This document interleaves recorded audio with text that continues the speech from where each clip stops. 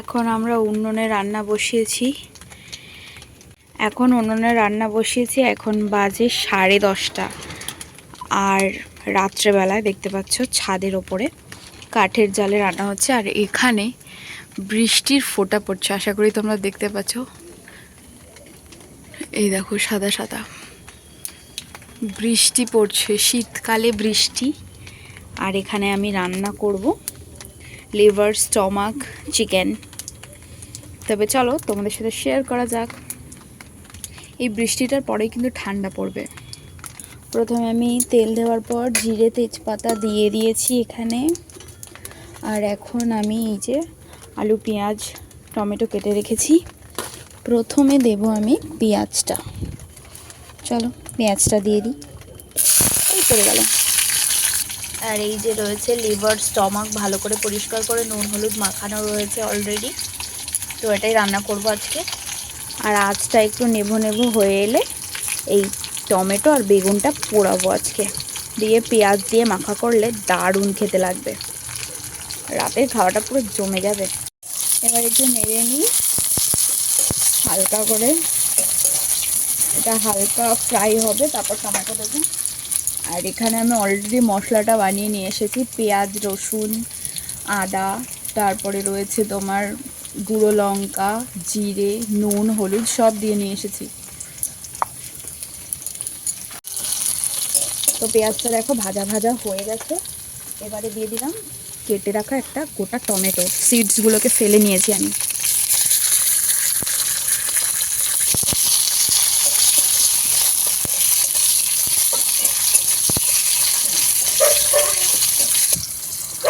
এবার আমি মশলাটা দিয়ে দেব।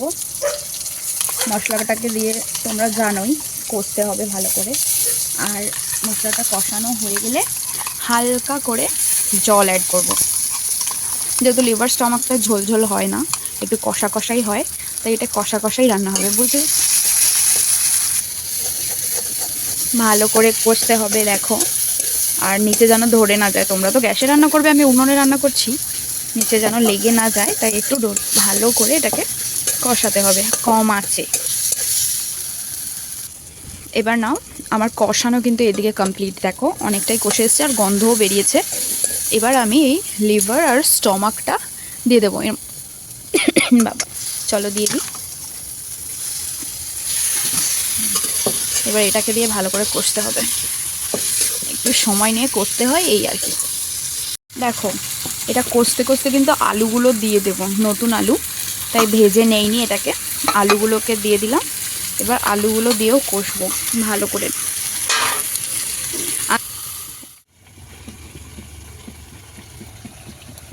দেখো বলেছিলাম তোমাদেরকে যে জল ছাড়বে হালকা হালকা, তো হালকা হালকা জল ছেড়ে দিয়েছে।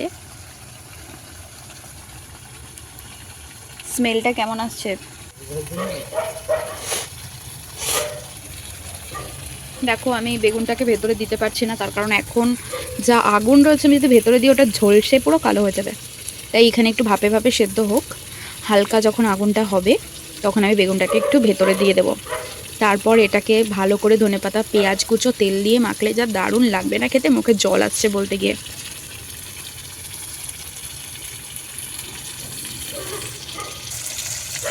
দেখো কালারটা দেখো জাস্ট, ওয়াও সেই কালার। দেখো আমি জল দিয়ে দিয়েছি, কারণ আমার আলু সেদ্ধ হয়নি, তাই আমি একটু বেশি পরিমাণে জল দিয়েছি। আমার ধোঁয়ায় রীতিমতন কান্না বেরোচ্ছে চোখ থেকে। তো এটা ফুটে একেবারে কমে আসলে তবে আমি গিয়ে গরম মশলা দিয়ে নামাবো। নুনটা একটু চেক করে নেবে তোমরা। চোখ থেকে জল মুছছি আর ভয়েস দিচ্ছি তোমাদেরকে। শীতকালে কিন্তু উনুনে রান্না করতে ভীষণ ভালো লাগে। তাই শহরবাসী হওয়া সত্ত্বেও, নিউ টাউনে থাকা সত্ত্বেও ছাদের ওপরে এরকম একটা উনুন বানিয়ে নিয়েছি আর উনুনে রান্না করছি। দেখো ওখানে একটু কষা নামিয়ে নিয়েছি টেস্ট করার জন্য। এটা ছাড়া তো চলবেই না বস। দেখো এই পরিমাণ ঝড় ছেড়েছে আর বৃষ্টি হচ্ছে যে ঢাকা চাপা দিতে বাধ্য হয়েছি।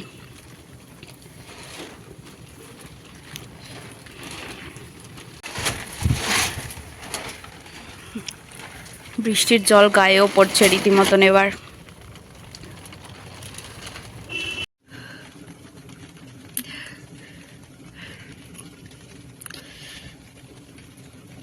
চোখ থেকে জল বেরোচ্ছে, ভীষণ জোর বৃষ্টি নেমে গেছে, গাও রীতিমতন হাত পায়ে ভিজে যাচ্ছে। ঠিক আছে, তো ফোনের গ্লাসেও জল পড়েছে। আর এই দেখো প্রায় কমপ্লিট। তো আমি এটা নিয়ে নিচে যাব, এবার খাওয়া দাওয়ার পালা। তোমাদের কি করে দেখাই, এত ধোয়া হচ্ছে। এই দেখো, পরে নিচে গিয়ে তোমাদেরকে দেখাচ্ছি। আর বেগুনটা এখানে প্রায় পুড়ে গেছে, টমেটোটা হয়ে গেছে পোড়ানো। দেখো দেখো আমি বলেছিলাম না যে কষা কষা করব, আর লাল লাল পুরো কষা কষা হয়েছে। আমি যদিও এটা ভাতের সাথে খাবো, কিন্তু এটা রুটি অথবা লুচির সাথে কিন্তু দারুণ লাগবে খেতে, আর ভীষণ টেস্ট হয়েছিল খেতে। চলো বেগুন, টমেটো আর রসুনটাকে আমি মেখে নিই। এখানে আমি একটু ধনেপাতা, নুন আর একটু বোম্বাই লঙ্কা দিয়েছি, আর পেঁয়াজ দিয়েছি। বেশ ভালো হয়েছে, সব থেকে টেস্ট হয়েছে এটা খেতে। নাও, এই বাইটটা শুধু তোমাদের জন্য, একটু টেস্ট করে বলো কেমন হয়েছে। ভিডিওটা ভালো লাগলে like, comment, share and subscribe করতে ভুলো না আমার চ্যানেলটাকে। টাটা।